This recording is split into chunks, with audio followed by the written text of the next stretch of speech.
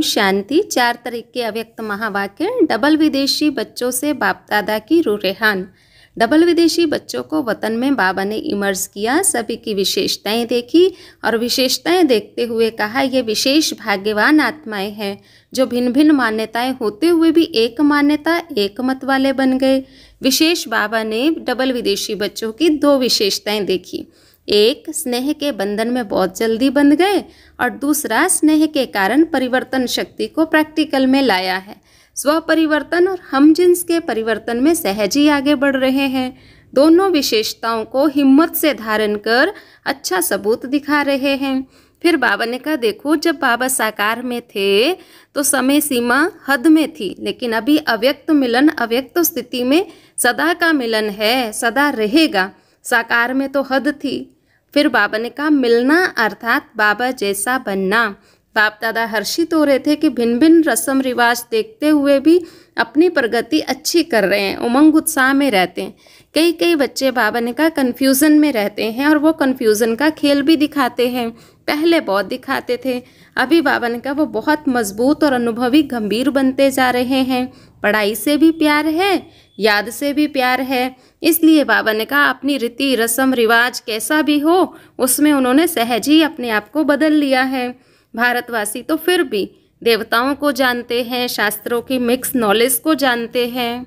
बाबा ने उन विशेष आत्माओं को देखा जो अचल है, अटल है। ब्रह्मा बाबा की भी 2 तरह की रचना देखो कैसी है। एक है मुख द्वारा, दूसरी है संकल्पों द्वारा सृष्टि की रचना।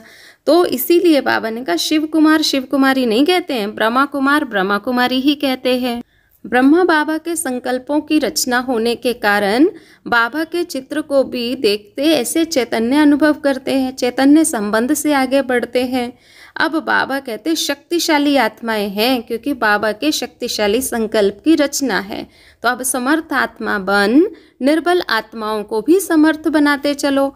अपनी निर्बलता होगी तो दूसरों में कैसे बल भर सकेंगे। तो अपने निर्बलता के संस्कार नहीं होने चाहिए। अब अपने लिए शक्तियां जमा करने का समय तो है, लेकिन साथ साथ अपने साथ औरों को भी शक्ति दे सके ऐसी शक्तियां जमा करनी है। फिर बाबा ने कहा सिर्फ सहयोग लेने वाले नहीं बनना है, सहयोग देना है। स्टूडेंट लाइफ भी रहनी चाहिए, सेवाधारी भी बनना चाहिए, साथ साथ दोनों ही अनुभव करने चाहिए। आप समान नहीं बनाना, बाप समान बनाना है। 1-2 के सहयोगी बनना है, योगी नहीं बनना है। ऐसा ना हो बाप से योग हटकर आपसे लग जाए। फिर बाबा ने कहा सेवाधारी अर्थात उमंग उत्साह का सहयोग देने वाले। सहयोगी आत्मा सदा बाप के समीप और समान होती है। विशेष दृढ़ संकल्प हम सबको करना है, शक्तिशाली बनना है और शक्तिशाली बनाना है। एक ही ईश्वरीय मत पर चलने वाली श्रेष्ठ आत्माएं। ब्राह्मणों की भाषा भी एक ही है।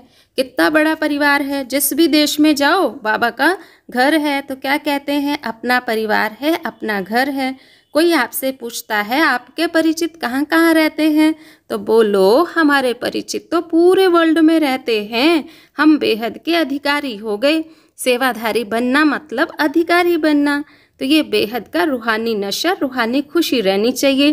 बाप दादा बच्चों के श्रेष्ठ संकल्प की शक्ति की स्मृति दिलाते हैं। सेवा का उमंग उत्साह भी रहे, दूसरों को भी उमंग उत्साह में लाएं।